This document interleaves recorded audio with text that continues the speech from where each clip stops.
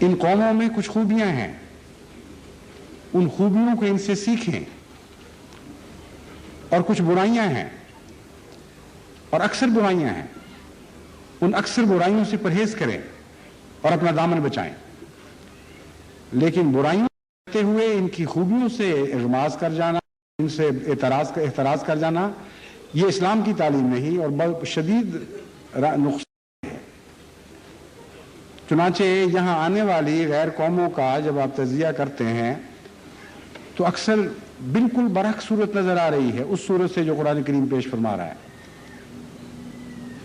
وہ منہ سے ان کو گالیاں دیتے ہیں، ہر بات میں مین میخ کرتے ہیں اور ہمیشہ مسلسل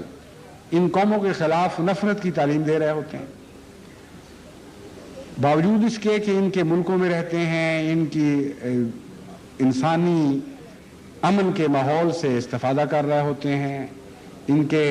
ان قوانین سے استفادہ کر رہے ہوتے ہیں، مذہب اور مذہب میں تفریق نہیں کرتے، ہر انسان کے لیے برابر اطلاق پاتے ہیں۔ اس کے باوجود مسلسل ان کے خلاف پروپیگنڈا، ان کو گالیاں دینا، ان کو جھوٹا کہنا، ہر قسم کی برائیاں ان کی طرف منسوب کرنا، وہ سمجھتے ہیں کہ یہ مشرق کی آزادی کا ایک نشان ہے۔ ہر بات میں مغرب کو ذلیل قرار دو اور جھوٹا اور غاصب قرار دو، یہ اس بات کی علامت ہے کہ مشرق آزاد ہو چکا ہے۔ لیکن یہ نہیں جانتے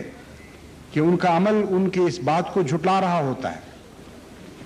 اور قرآن کریم سے لا علمی کے نتیجے میں وہ دوہرے نقصان میں مبتلا ہو رہے ہوتے ہیں۔ یہی وہ لوگ ہیں جن کی اکثریت آپ کو ان کے ساتھ رقص و سرود میں بھی اسلوب بھی دکھائی دیتی ہے۔ یہی وہ لوگ ہیں جن کی اکثریت ان کے ساتھ شرابیں پیتی ہے اور جوئے کھیلتی ہے، اور خدا تعالیٰ کی عطا کردہ عظیم دولتوں کو بعض دفعہ ایک ایک رات میں اس طرح لٹا دیتی ہے کہ اگر وہ جوئے پر ضائع کی ہوئی رقم غریب قوموں کی فلاح و بہبود کے لیے استعمال کی جاتی تو بعض غریب ملکوں کے سال بھر کی روٹی پوری ہو سکتی تھی، بعض غریب ملکوں کے لیے عظیم الشان شفاخانے قائم ہو سکتے تھے۔ بس ایک طرف گالیاں دے کر قرآن کی اس تعلیم کے خلاف بغاوت کرتے ہیں، وَلَا تَسُبُّوا الَّذِينَ يَدْعُونَ مِن دُونِ اللَّهِ فَيَسُبُّوا اللَّهَ عَدْوًا بِغَيْرِ عِلْمٍ، فرضی خداؤں کو بھی گالیاں نہ دو، اور ایک طرف ان کی برائیوں کو قبول کر لیتے ہیں اور ان کی خوبیوں سے دامن بچا جاتے ہیں۔ ان قوموں میں عام انسانی سطح پر بہتر انصاف دکھائی دیتا ہے، اس انصاف کو قبول نہیں کرتے۔ عام انسانی سطح پر ان میں بہت زیادہ سچائی پائی جاتی ہے، شاید طور پر آپ کو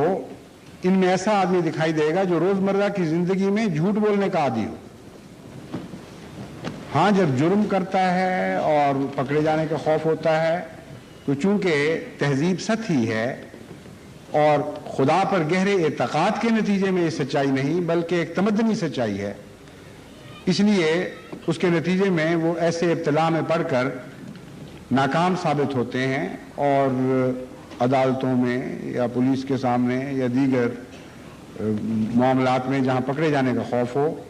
اپنی کمپنیوں میں کے سامنے ہو یا کسی اور جگہ، وہ جھوٹ سے کام لینے سے پرہیز نہیں کرتے۔ لیکن اس پہلو سے بھی اکثر مشرقی ممالک سے ان کا نمونہ بہتر ہے۔ جتنا جھوٹ وہاں ایک دن میں بولا جاتا ہے بعض مشرقی ممالک میں، اتنا بعض مغربی ممالک میں ایک سال بھر میں بھی نہیں بولا جاتا، اور یہ امر واقعہ ہے۔ اگر قرآن کریم کی تعلیم پر عمل پیرا ہوں تو مسلمان کے لیے بالکل کھلا کھلا ایک لائحہ عمل یہ تھا کہ اپنی زبان کو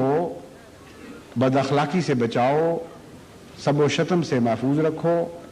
ان کے ساتھ گفتگو میں متانت اختیار کرو، شرافت کا دامن ہاتھ سے نہ چھوڑو۔ یاد رکھو کہ ان میں بہت سی برائیاں ہیں، ان برائیوں سے پرہیز کرو اور ان میں مبتلا نہ ہو، اور یاد رکھو کہ ان میں بہت سی خوبیاں بھی ہیں، بعض نہیں بلکہ یوں کہنا چاہیے کہ ان میں خوبیاں بھی ہیں، مگر ان میں سے تھوڑے لوگ ہیں جو ان خوبیوں پر قائم ہیں۔ ان خوبیوں سے تم نے قطع تعلق نہیں کرنا، بلکہ خوبیاں خود تمہاری اپنی ملکیت ہیں۔ چنانچہ آن حضرت صلی اللہ علیہ وآلہ وسلم نے جن کا کلام تمام تر وحی الہی پر مبنی تھا، اور ایک ذرہ بھی آپ کے کلام کا ایسا نہیں تھا جو نفس کے سرچشمے سے پھوٹتا ہو۔ آپ نے فرمایا الحکمت ضالۃ المومن، حکمت کی بات، اچھا کلام مومن کی گمشدہ اونٹنی کی طرح ہے، وہ اسے بے تکلف اس طرح قبول کرے کہ جیسے اس کی اپنی ہی چیز تھی جو گم ہو چکی تھی۔ تو وہ اخلاق حسنہ جن کو قرآن کریم پیش فرماتا ہے، جن کو حضرت اقدس محمد مصطفیٰ صلی اللہ علیہ وآلہ وسلم نے ایک حسین صورت کی شکل میں ڈھالا،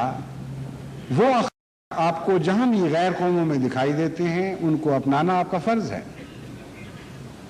ان کو تسلیم کرنا آپ کا فرض ہے، اور جس حد تک آپ کو توفیق ہے ان کو اختیار کرنا آپ کے لیے ضروری ہے۔ برائی سے دامن بچا کے چلیں اور خوبیوں کو اپناتے چلے جائیں۔